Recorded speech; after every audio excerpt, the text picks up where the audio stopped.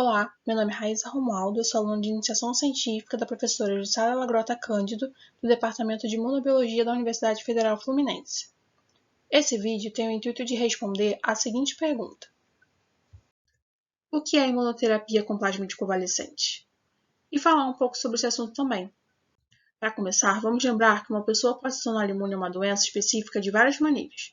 Nós temos a imunidade ativa, e esse tipo de imunidade geralmente pode durar anos, mas depende da infecção. A imunidade ativa pode ser adquirida ao contrair uma doença infecciosa, que chamamos de imunidade ativa natural, e através da vacinação, que chamamos de imunidade ativa artificial. E temos um tipo diferente de imunidade, chamado de imunidade passiva. Ocorre quando uma pessoa recebe os anticorpos de um animal ou de outro ser humano. A proteção oferecida por imunização passiva tem vida curta, geralmente durando apenas algumas semanas ou meses, mas ajuda a proteger imediatamente. A imunidade passiva pode ser natural e é o tipo mais comum de imunidade passiva, sendo caracterizado pela passagem de anticorpos da mãe para o bebê por meio da placenta e pelo leite materno. E artificial, que pode ser induzida artificialmente quando os anticorpos são dados a um indivíduo não imune pela transferência de plasma ou soro enriquecido de anticorpos para aquele micro-organismo.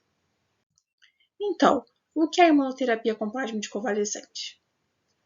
Essa imunoterapia envolve a administração de anticorpos contra um determinado agente em um indivíduo suscetível com a finalidade de prevenir ou tratar uma doença infecciosa ocasionada por esse agente. Quando a transferência é de um ser humano, ocorre da seguinte maneira. Primeiro, tem um paciente com a doença, então ele se recupera, e o sangue dele é colhido, rico em anticorpos. Então, o plasma rico em anticorpos é purificado e depois pode ser usado na profilaxia e no tratamento dessa doença em questão. A imunoterapia com plasma de convalescente não é uma técnica nova, e a história nos mostra isso.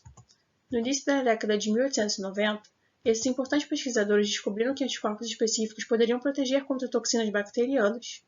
Na década de 1930, a terapia sérica estava sendo amplamente utilizada para tratar uma variedade de doenças infecciosas. A maioria desses soros eram feitos em animais, como por exemplo o cavalo, e induziam muitos efeitos adversos. No entanto, o aumento da popularidade da terapia sérica ocorreu aproximadamente ao mesmo tempo em que os primeiros antibióticos foram desenvolvidos, e à medida que os antibióticos foram se tornando mais amplamente disponíveis, o uso da terapia sérica diminuiu. Atualmente, ainda são usados alguns soros, como antiveneno de cobra, de escorpião, para raiva, que necessitam de uma proteção imediata.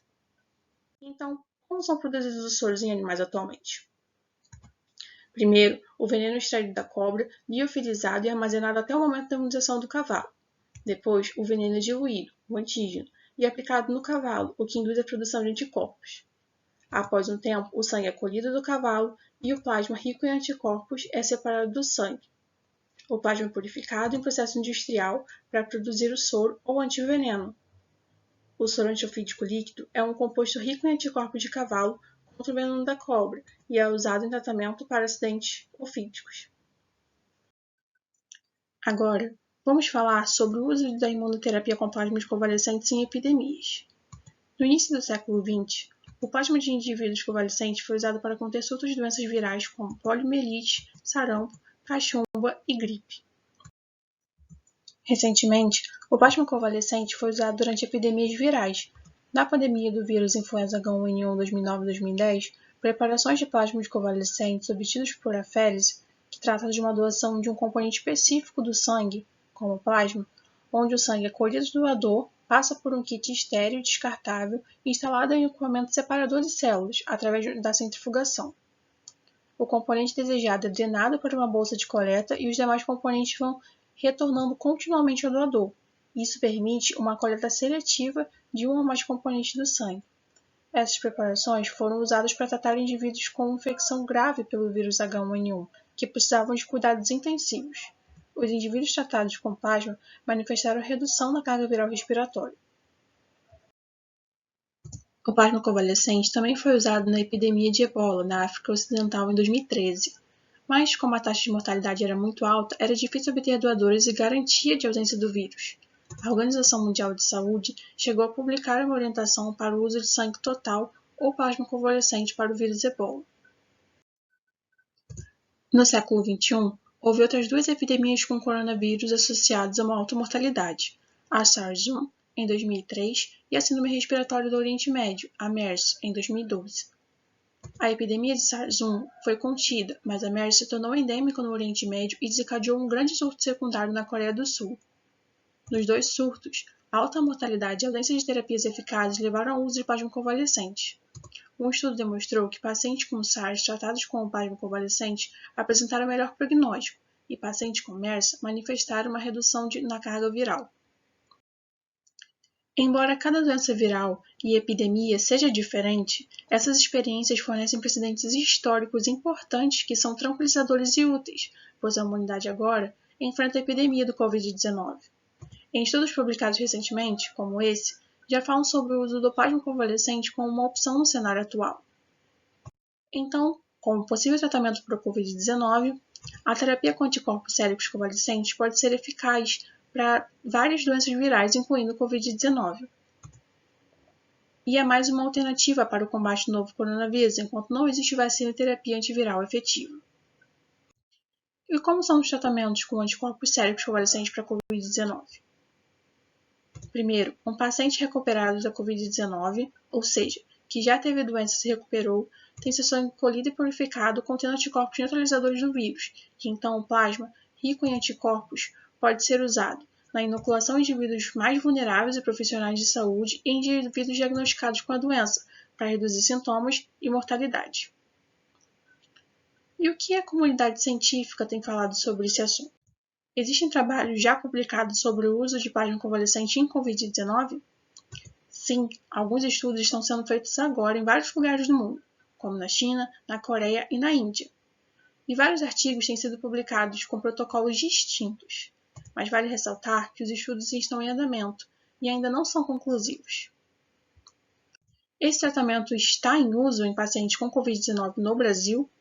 Sim, São Paulo e Rio de Janeiro já começaram a realizar testes com plasma convalescente, mas os testes realizados até o momento são experimentais. E quais seriam as vantagens dessa imunoterapia? O plasma convalescente pode ser usado para a profilaxia da infecção e no tratamento do Covid-19. Na profilaxia, pode prevenir infecções e doenças subsequentes naqueles com alto risco de doença, como indivíduos vulneráveis com condições médicas subjacentes, prestadores de serviços de saúde e pessoas expostas a casos confirmados de Covid-19. No tratamento, utilizado terapeuticamente, o plasma convalescente seria administrado àqueles com doença clínica em um esforço para reduzir seus sintomas e mortalidade. E quais seriam as desvantagens dessa imunoterapia?